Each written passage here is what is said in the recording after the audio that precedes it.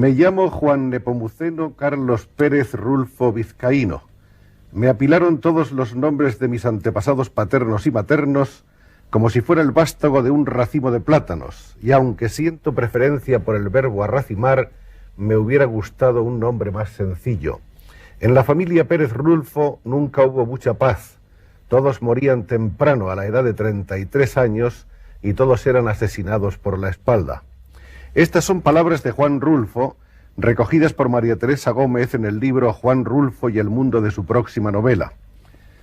Nos hace muy felices tener aquí al gran maestro mexicano de la novela, uno de los grandes de la narrativa contemporánea, y acaso, y sin acaso, uno de los seres que escribiendo han logrado con un solo libro una reputación universal, el respeto y la admiración de todo el mundo y la consideración de un fuera de serie. Juan Rulfo es, como saben ustedes, autor de 2 libros fundamentales, Pedro Páramo y El llano en llamas, acerca de los cuales, acerca de su gestación, iremos hablando en el curso de esta conversación. Vamos a empezar, si le parece a usted, maestro Rulfo, por el principio, es decir, por esa evocación de quiénes eran sus antecedentes familiares. ¿Quiénes eran los Pérez Rulfo? Bueno, pues los Pérez Rulfo en realidad eran un apellido compuesto, ¿no? Se apellidaban originalmente Rulfo. Ellos llegaron de España por allá por el año 1790 y se establecieron originalmente. Uno de ellos, el antepasado directo, fue monje de un convento. Era el mayor de la familia y el padre no lo quería y lo metió de monje. Entonces él se fue a México a un convento y de ahí se huyó y originalmente se llamaba Juan del Rulfo, no llevaba el apellido Pérez Rulfo. Lo que resultó después que este hombre se casó primero con una persona y después enviudó y volvió a casarse, pero él era combatió en las fuerzas de Calleja, que a su vez estaba combatiendo contra los insurgentes. Quizá fue el motivo fundamental que él se apropiara de ese Pérez Rulfo, ¿verdad? Porque era conocido como Capitán Juan del Rulfo en las fuerzas realistas. Y naturalmente que después él no quiso, vino la independencia y él trató de eludir el compromiso que había tenido con las fuerzas españolas, ¿no?, para pasarse al bando insurgente. Yendo ya a estadios más próximos, parece que su abuelo paterno era abogado, creo. Era abogado. Era sí. abogado. Y su abuelo materno, hacendado. Era hacendado, exactamente. Más o menos los orígenes más inmediatos de Juan Rulfo hay que buscarlos en Jalisco. En Jalisco. En los altos, ¿no? No, en los bajos. Ah, en los bajos. No en los altos, sino en los bajos. En los bajos, sí. Bien, usted nació exactamente en Sayula. Bueno, no exactamente en Sayula, sino en un pueblo cercano a Sayula que se llama Apulco. Ajá, Apulco. Porque es que pertenece... las biografías dan distintos nombres. Sí. Hablan de Sayula, hablan de San Gabriel. San Gabriel. Hablan de Pulco. De Apulco, sí. Efectivamente, nosotros nacimos en Apulco. Lo que pasa es que es un pueblo perteneciente a San Gabriel. Ajá. Y San Gabriel, a su vez, es el distrito de Sayula. Y como es un pueblo que no aparece en los mapas, no figura en los mapas, ¿no?, siempre se da como origen la población más grande. Era un pueblo pequeñito entonces, el pueblo donde usted nació. Muy pequeño. ¿Qué población tendría para entonces? Son unos 2000 habitantes más o menos. ¿Cómo era ese pueblo? ¿Se acuerda? Pues era un pueblo en una barranca, ¿verdad? Con calles torcidas todas. Empinadas. Empinadas. Mi abuelo construyó en realidad casi todo el pueblo. El puente sobre un río, la iglesia, también Él fue el autor de la construcción de esa iglesia. Y en realidad creó el pueblo. Pero vino después la rebelión cristera. Y entonces hubo una concentración. Y a toda la gente de los pueblos pequeños los concentraron a las ciudades más grandes. Fue cuando nosotros nos pasamos a vivir a San Gabriel. Porque parece que efectivamente la revolución cristera fue especialmente dura con ustedes. Con nosotros, efectivamente. Parece que sus padres y otros parientes próximos perdieron prácticamente todo lo que tenían. Todo, sí. No hubo más remedio que irse a probar en otro lugar. Claro. Esa revolución ocurrió en los años 1926 a 1928. Exacto. ¿Usted querría explicarnos un poco por qué se les llamaba los cristeros? ¿Cuál era el fundamento de ese nombre y de esa revolución? Bueno, los cristeros nacieron cuando se aplicó la Constitución mexicana de que debía haber un cura por cada 10,000 habitantes. Naturalmente que el pueblo se opuso, ¿no? Entonces los sacerdotes cerraron las iglesias y dejaron el culto cerrado también. El pueblo protestó primero con boicots de distinta forma, después se levantó en armas, tomó las armas, se fue a defender lo que llamaban ellos la santa causa de Dios, ¿no? Y esta rebelión en realidad tiene un origen más bien matriarcal. El fenómeno curioso fue que las mujeres fueron las que hicieron la revolución cristera, porque el decirle a un hermano, a un esposo o a un hijo, no eres hombre, si no te vas a pelear por Dios, por la causa de Dios, pues era una ofensa muy grande, ¿no? Entonces se levantaron todos en armas. Esa zona en la que usted nació era una zona que en cierto modo debió de ir creando en usted ya un sedimento que más tarde veríamos en sus libros. Era una zona más violenta, una zona donde se producían saqueos, incendios, revoluciones, sequías, toda clase de fenómenos, digamos, caracterizados sobre todo por la violencia de la naturaleza o del hombre, ¿no? Sí, es una sombra muy agitada y muy violenta. Sobre todo la cristiada creó el saqueo, ¿no? La cristiada se caracterizó más que nada por el saqueo, tanto de un lado como de otro. Fue una rebelión estúpida, si se quiere, ¿no? Porque ni los cristeros tenían posibilidades de triunfo, ni los federales tenían las suficientes los suficientes recursos para acabar con estos hombres que eran de tipo guerrillero, ¿no? Además, las mujeres tenían que luchar contra las mujeres, porque ellos, el motivo principal era atacar al hombre. Pero la mujer era la que surtía de parque, la mujer era la que almacenaba el armamento. Era la intendencia. Era la intermediaria entre el hombre y el cristero. Y entonces eso lo dejó pasar por alto el gobierno federal. Y mientras las mujeres se movilizaban libremente, ¿verdad?, por el campo, por todas partes, llevando armamento, pues era difícil terminar con la rebelión. De ahí de Sayula salieron siempre, y sobre todo en esa época, y posteriormente también muchos hombres emigrando hacia Tijuana, hacia la frontera con los Estados Unidos, para buscar trabajo como braceros, que era por lo menos más seguro, ¿no? Muchos.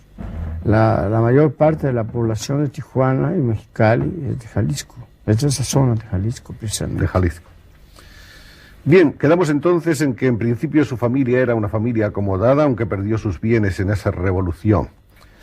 En los primeros meses de esa revolución usted sufrió una pérdida terrible para un niño, que fue la de su padre, ¿no? Sí. Fue mi abuelo y mi padre. Los dos. Los dos murieron en esa misma época. Fueron dos golpes tremendos, ¿no? Sí. Y enseguida murió mi madre, pocos años también. Después murió su madre. Usted estaba estudiando para entonces en las monjas josefinas de Guadalajara. Con las monjas josefinas de San Gabriel. De San Gabriel. Pero precisamente cuando vino la rebelión cristera, clausuraron los colegios, entonces nosotros nos fuimos a Guadalajara. A la muerte de sus padres, prácticamente usted se quedó con casi ningún pariente próximo que pudiera realmente tener la responsabilidad de cuidarse de usted. Pues con una abuela nada más. Con una abuela. Sí. Y entonces parece ser que tuvo que vivir durante un largo tiempo en un orfanato. En un orfanatorio, efectivamente. De ese orfanatorio, según usted ha confesado algunas veces, los recuerdos que tiene no son precisamente gratos. No. Usted ha dicho que era como un correccional. Era una correccional. ¿Sí? Era el único orfanatorio que existía en Guadalajara y a los ricos de Guadalajara los internaban allí para como cárcel correccional. Nosotros que no éramos allí, veníamos de los pueblos, pues lo tomábamos todo como cosa natural, ¿no? Pero para muchas personas, sobre todo hijos de gente pudiente de Guadalajara, la forma de castigar a los hijos era metiéndolos a dicho orfanatorio. A ver si los enderezaban, ¿no? Sí. ¿Y en realidad usted cree que enderezaban algo ahí o...? Sí, era terrible, ¿Sí? la disciplina, el sistema era carcelario, se puede decir. Ahí, entre otras cosas, ¿qué recuerda usted que verdaderamente haya aprendido, que tenga que agradecer a esos años un tanto tristes? Bueno, lo único que aprendí fue a deprimirme, ¿no? Fue una de las épocas en que me encontré yo más solo, ¿no? Y en donde conseguí un estado depresivo que todavía no se me puede curar, ¿no? Todavía no ha logrado usted remontarlo del todo.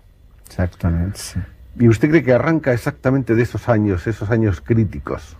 Sí, yo sí lo creo, porque fueron años difíciles. Antes de eso usted era un niño abierto y alegre, como todos los niños, por lo general. Niños, sí. Y allí me aplacaron bastante. Sobre todo nos enemistábamos, había pandillas de muchachos que unos a otros nos hacíamos la vida pesada, ¿no? La verdad es que usted tiene un cierto y raro prestigio de hombre muy escéptico con respecto a las gentes, de hombre más bien tímido, introvertido, de hombre reacio a enfrentarse con el público, con los halagos, con el aplauso, incluso con los fans que pueden estar diciéndole lo mucho que le admiran. ¿Ese sentimiento también arranca más o menos de esa época o usted cree que estaba ya, en fin, en sus genes, en su carácter? Yo creo que era cosa de carácter. Era cosa de carácter. Sí. Sí, porque el pánico que lo tengo yo a la multitud, a la gente, es una cosa natural, ¿no? Congénita, quizá. ¿Usted es más feliz en la soledad? Exacto. He aprendido a vivir con la soledad. ¿La cultiva usted como si fuera su más preciosa flor o un gran amor? Dígame, maestro, además de la soledad, usted tiene sin duda en esa soledad una serie de personajes que le rodean. Yo estoy seguro de que usted tiene sus fantasmas más o menos vivos o muertos con los cuales usted mantiene una especie de diálogo constante, que acaso sean esos personajes que usted ha arrancado de la realidad de su pueblo. La preocupación que siente usted en general por el hombre y por la violencia en la que el hombre tiene, en el estado de violencia en que el hombre tiene que vivir siempre, está constante en toda su obra.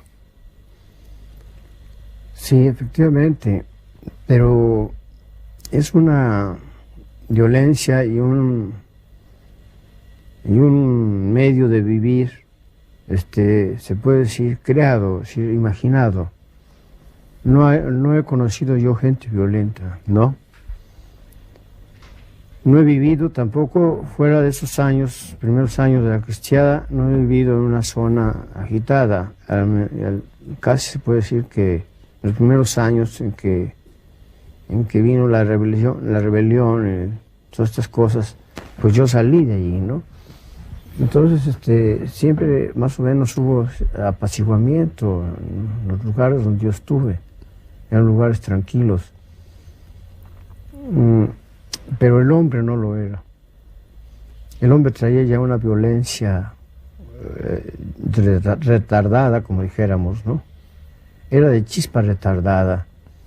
Era un hombre que podía surgirle la violencia en cualquier instante. Y es que traían todavía los resabios de la revolución, venían con ese impulso. Les había dejado la revolución y aún querían ellos seguir. Les había gustado, pues, les había gustado el asalto, les había gustado el allanamiento, la violación, la violencia. Y traían el impulso. Entonces se encontraba uno con hombre aparentemente pacífica, con personas que no aparentaban ninguna maldad, pero por dentro eran asesinos. Eran gente que había vivido pues muchas vidas, con una larga trayectoria de crímenes detrás de ellos.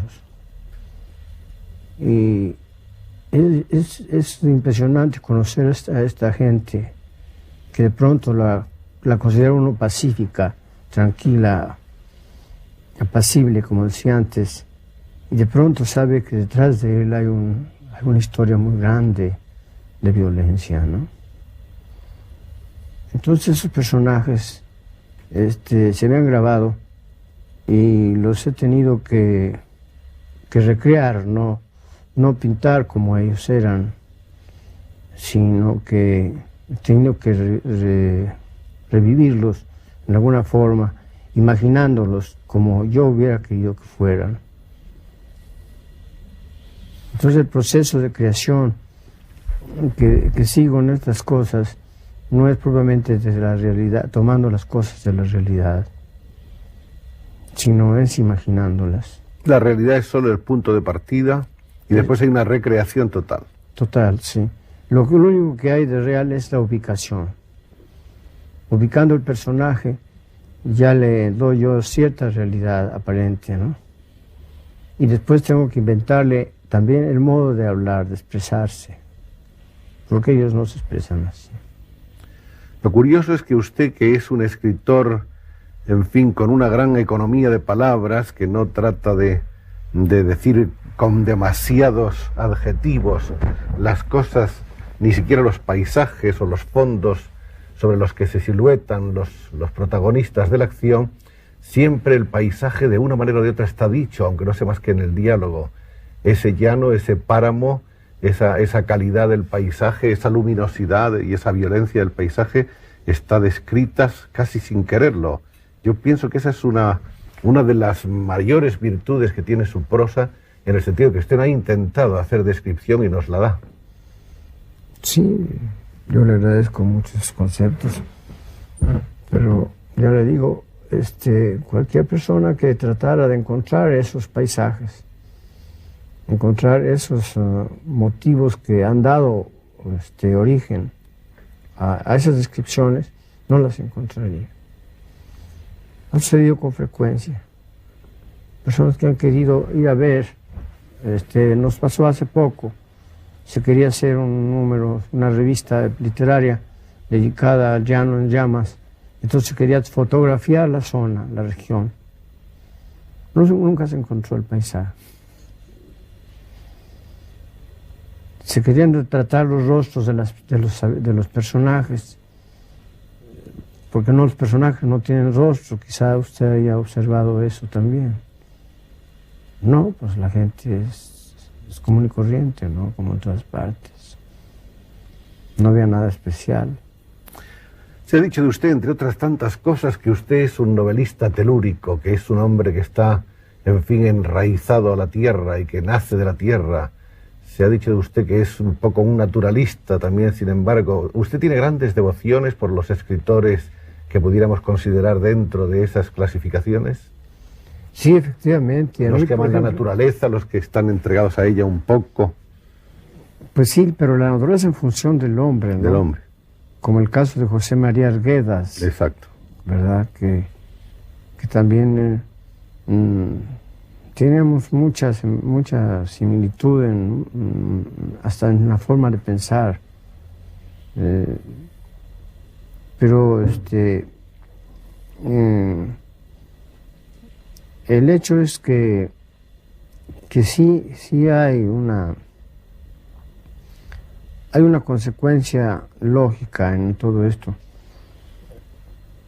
irracional, si se quiere, aunque sea una contradicción, ¿no? Porque los personajes son irracionales, actúan en forma irracional, sin razón ninguna, y se les quiere dar, simplemente se les quiere caracterizar bajo el punto de vista de la lógica, ¿no? Y estudiando lógicamente a la gente, se encuentra con que hay contradicciones constantes. Entonces, para mí, el ideal no es reflejar la realidad tal como es. Porque tal como es, la hemos, sobre todo la realidad actual, ¿no? La estamos viviendo, la estamos leyendo en la prensa, la estamos viendo por la televisión, estamos viviendo todo nuestro mundo actualmente día a día. Entonces no podemos, al menos, de repetir lo que está diciéndose, lo que se está diciendo. Creo en eso, no sé si comentaba con usted, esa idea que tenía Arguedas precisamente, ¿no? De que al autor, al escritor, quizá hay que dejarle el mundo de los sueños, ya que no puede tomar el mundo de la realidad, ¿no? Diríamos que el mundo de la realidad se ha convertido en información, en periodismo. Exacto. Y que por lo tanto el escritor tiene que vivir el otro mundo, el mundo de los sueños o el mundo del pasado, el mundo de la creación, no del reflejo de la realidad directa. Exacto, tiene que crear otra realidad. Vamos a continuar con su vida. En Guadalajara fue donde hizo usted sus estudios primarios y además estudió usted contabilidad. ¿Por qué fue eso de estudiar contabilidad? Bueno, en aquel tiempo se estudiaba contabilidad como una especie de muleta para, al salir de la escuela, tener un medio de trabajo que le permitiera a uno seguir estudiando otras cosas, ¿no? Entonces era la muleta, la contabilidad. No había otras carreras prácticas o más bien funcionales. En el año 33 tenía usted 15, emigró a la Ciudad de México, donde estuvo usted cubriendo diversos tipos de empleos más bien raros, ¿no? Sí. Por ejemplo. Pues fui agente de migración, ¿verdad? Fui recaudador de rentas, y hice una bola de cosas. Al mismo tiempo que eso, reanudó usted sus estudios en tanto que trabajaba y estuvo usted cursando literatura en la universidad. La Facultad de Filosofía y Letras. En Filosofía y Letras. En ese famoso departamento de inmigración, donde usted consiguió el empleo en el 1935, trabajó usted, según parece, durante una década. 10 años, exacto. Sí. ¿Y qué cosas hacía usted en esa oficina? Perseguir extranjeros. Perseguir extranjeros.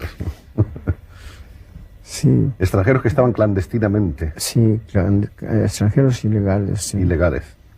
Es el trabajo de los trabajadores, de los agentes funcionarios de inmigración. Sí. Durante la guerra estuvo usted ocupándose aunque nunca capturé ninguno. Usted no capturó nunca, ¿no? Durante la guerra se ocupó usted de la distribución de las tripulaciones de los barcos alemanes que llegaban a México. ¿Cómo sabe usted todas estas cosas? Bueno, no sé, yo he reunido algunos datos y parece que este es uno de ellos, ¿no? Sí. Efectivamente, tuve a mi cargo la tripulación de los barcos alemanes y italianos que se refugiaron en México, en los puertos mexicanos durante la guerra. ¿Y usted entonces los internaba? No, no estaban internados. ¿No? ¿Qué hacía con ellos? Tenían a la ciudad de Guadalajara como cárcel. Ajá, vivían en la ciudad. Vivían en la ciudad libremente, ¿no? Y solamente todos los días les pasábamos lista. ¿Y los barcos estaban en calidad de...? Los barcos, el gobierno se apoderó de ellos. El gobierno se apoderó. Eran barcos tanques, eran barcos petroleros, la mayor parte, excepción de uno de ellos que era el transatlántico Orinoco. Y los puso a navegar con bandera panameña. Después hundieron dos de esos barcos. El Lucifero, que le habían puesto Potrero del Llano, y el otro, el Rin, que se llamó Cerro Azul. ¿Y quién los hundió? Les estallaron las galeras porque las tripulaciones eran tan buenas. Nuestras tripulaciones eran tan buenas para operar estos barcos. Eran barcos muy modernos. Y no quisieron utilizar a los tanquistas, a los foquistas, ¿no? Se llaman. A los fogoneros, pues, originales, por tratarse de extranjeros, ¿no? Entonces le estallaron las calderas, los barcos, se hundieron. Pero dijeron que eran submarinos alemanes, porque se hundieron a 300 metros de la costa. Que eran los submarinos alemanes que habían ido hasta allá a hundirlos, ¿no? En operación de represalia, ¿no? Sí.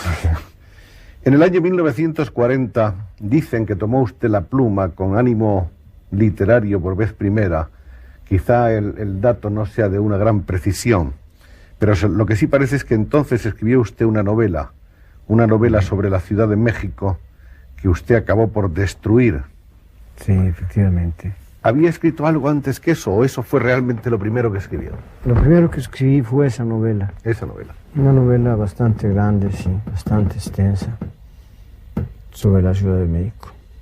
¿Y por qué la destruyó? ¿No estaba contento con ella? Era muy mala. ¿Le parecía usted entonces o le sigue pareciendo ahora? Me sigue pareciendo muy mala, sí. Retórica y alambicada, llena de los pecados de la juventud. Exacto. Los pecados literarios de la juventud, ¿no? Sí. Usted no... Le di una vez a Juan Rejano, cuando ellos llegaron, un capítulo de esa novela para que lo publicara en una revista que hicieron ellos, que se llamó Romance, que es la revista de los republicanos españoles. Y nunca lo publicó por malo. Así era de mala, sí, realmente. Al maestro no le gustó su primera novela al parecer un tanto hipersensible, en la cual pretendía analizar la soledad de un campesino trasplantado a una gran ciudad moderna como era la Ciudad de México, en Distrito Federal.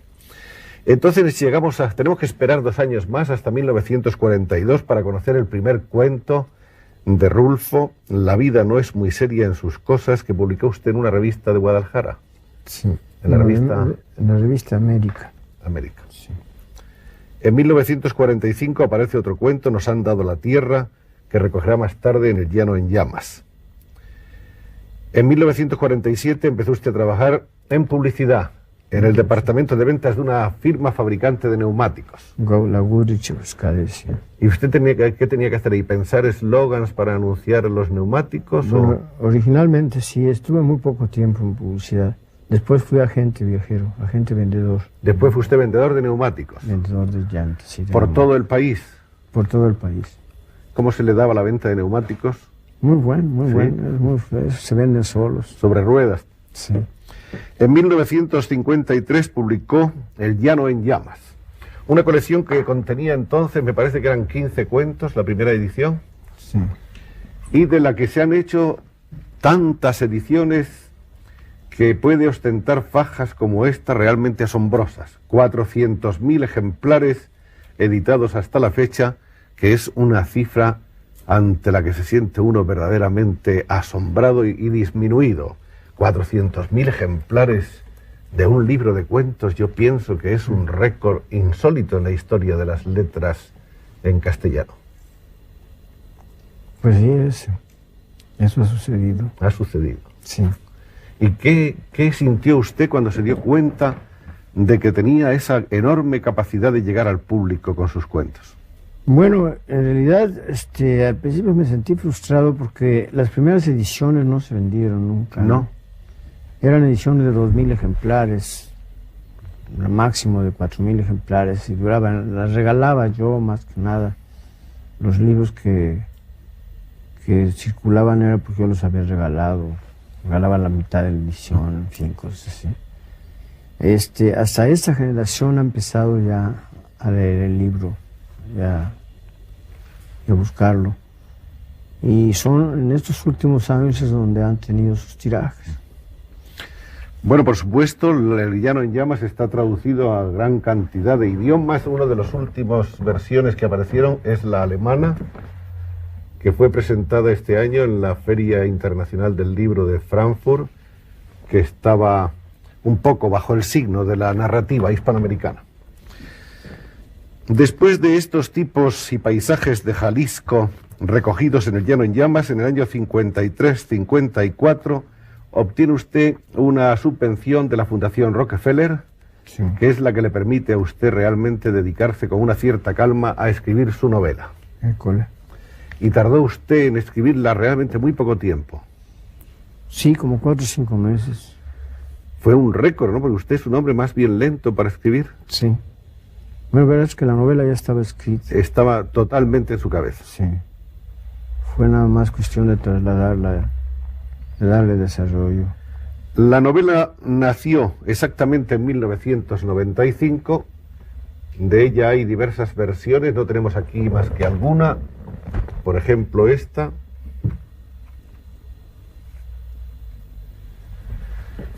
No sé cuántas ediciones irán ya de Pedro Páramo, ni cuántos ejemplares. Aquí hay otra en la que está recogida en España junto a El Llano en Llamas. Aquella es la del fondo.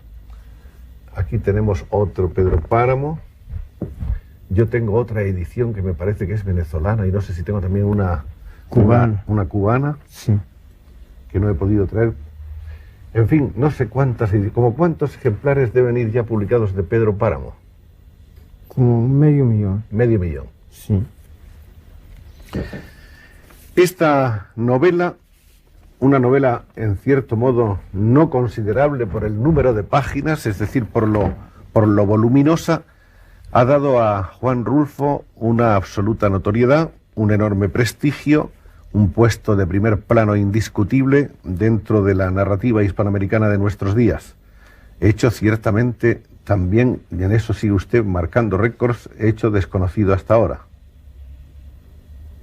Porque los escritores generalmente llegan con 1, con 2, con 3, con 4 obras, pero usted con una sola novela consiguió el consenso general y el éxito. Pues ha tenido esa fortuna este libro, sí. Bueno, ya hablaremos después de Pedro Páramo. Yo quisiera que sigamos ahora un poco paseando la mirada por su vida, que es una vida en cierto modo tan atrayente por tantas cosas. No sé quién le descubría tantos. No sé si hemos visto una foto que teníamos de los padres de Juan Rulfo, creo que sí. Aquí tenemos otra fotografía que vamos a conocer ahora, en la que están su esposa y su hija. En 1970 el maestro Rulfo recibe el premio de letras de su país, de la República de México, que vamos a ver ahí, firmado por el presidente de la República, Gustavo Díaz Ordaz.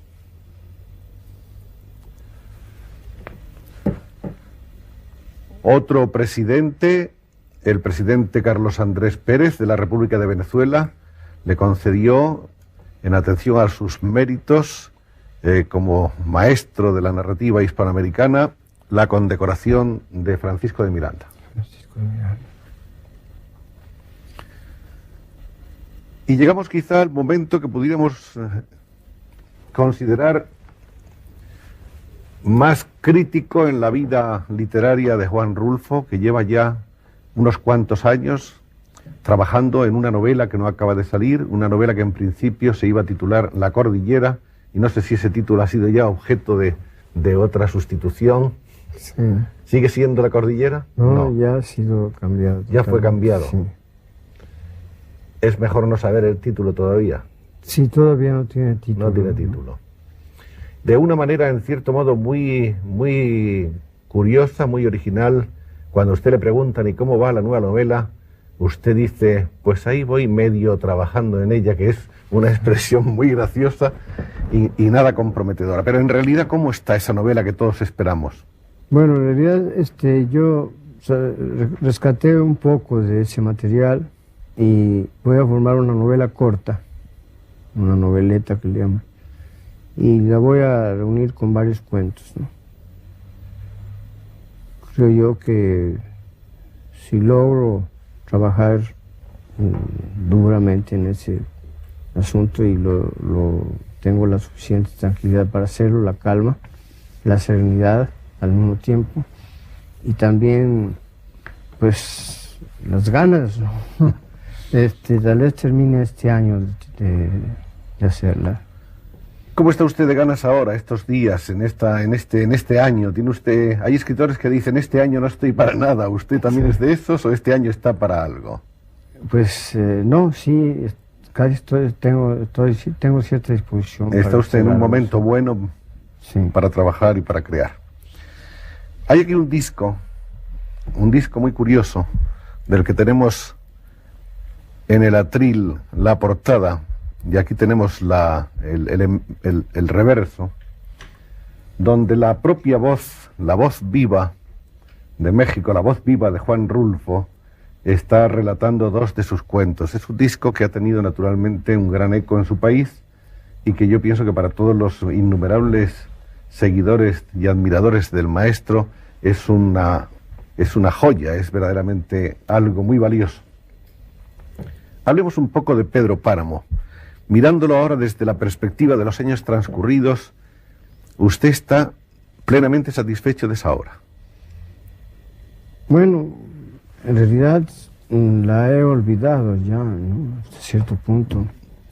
Me he olvidado de ella como una cosa ya del pasado, ¿no? Han surgido ciertas inquietudes de parte de, como digo, la nueva generación que apenas está leyéndola, que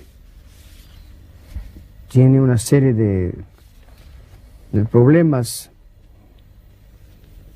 para entenderla. También yo los tuve para escribir, la verdad, pero sí. En realidad considero que es una novela difícil, ¿sí? Una novela difícil, pero que fue hecha con esa intención, de que se leyera se necesitaba 3 veces leerla para entenderla. Y como le decía antes, mi generación no la entendió, ni la consideró nunca interesante.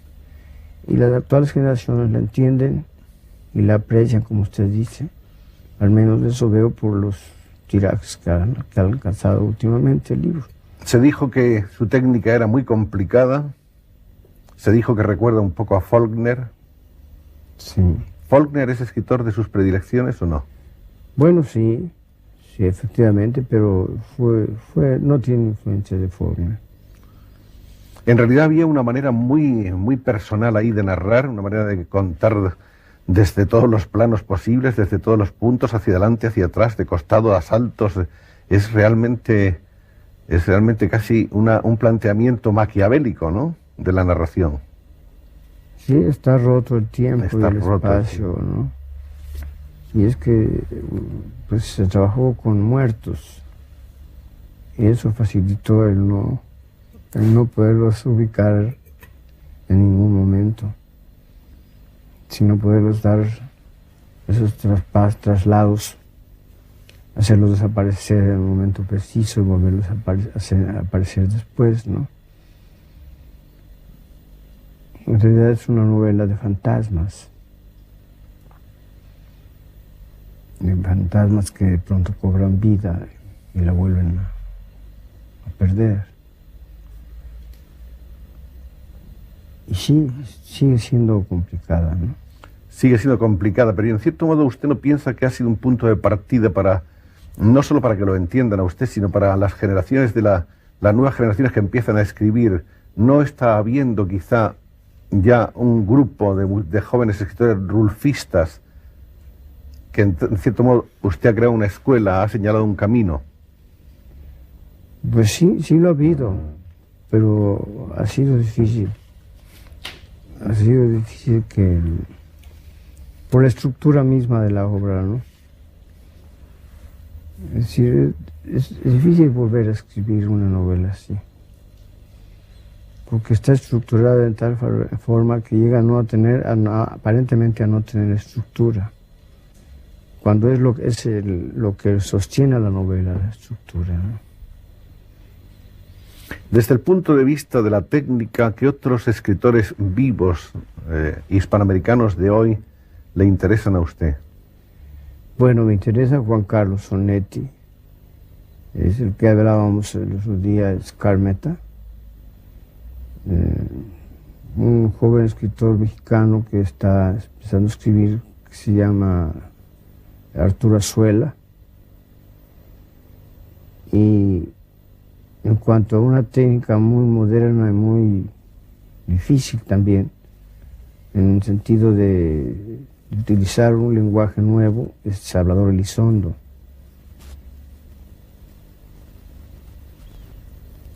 Pero en América Latina y aún en España, a mí me interesa mucho Sánchez Ferlosio y Juan Marcé. Son quizá los que más me interesan en este sentido, ¿no? Y de los grandes campeones del boom, del llamado boom latinoamericano, hablamos aquí, claro está, de Cortázar, Vargas Llosa, García Márquez, etcétera, etcétera. Pues Cortázar y Vargas Llosa me gustan mucho, sí. Cortázar más que ninguno de ellos. Y creo que de él se puede aprender mucho. Escritor difícil también cuando se lo propone, y de técnica compleja. Claro. Pero sus narraciones cortas es muy sencillo, es muy sorprendente además, ¿no? ¿Qué conoce usted de España, maestro Rulfo? Pues de España conozco bastante. Algunas ciudades muy interesantes como Segovia, Ávila, Toledo, Barcelona, Gerona. Me interesa sobre todo la zona románica de España. Una de sus aficiones, si no estoy mal informado, es la fotografía. Creo que usted, cámara en ristre, se pasea por los paisajes de su pueblo y supongo que ahora lo hará por los nuestros, retratando monumentos, recuerdos arqueológicos e históricos, ¿sí? Lo hice en un tiempo, sí. Sí, me gustaba mucho la fotografía. Me gusta mucho. ¿Le gusta a usted la televisión? Claro, sí. ¿Sí? Bastante. Maestro, ¿no sabe usted lo que nos ha gustado tenerle aquí? Que haya usted aceptado nuestra invitación y que al fin y al cabo de los meses le hayamos visto sentado en esta silla que estaba deseosa de albergarle por un ratito, y sabiendo además lo que a usted le cuesta, en fin, exponerse a la curiosidad de la gente, le estimamos doblemente esta gentileza, esta deferencia que ha tenido para con nosotros. Pues para mí ha sido un gran honor. Ahora solo nos falta esperar que llegue pronto ese nuevo libro suyo, porque como está viendo usted por las tiradas, en España tiene usted tantos lectores por lo menos como en México y en cualquier otro país. Sí, pues, ¿verdad?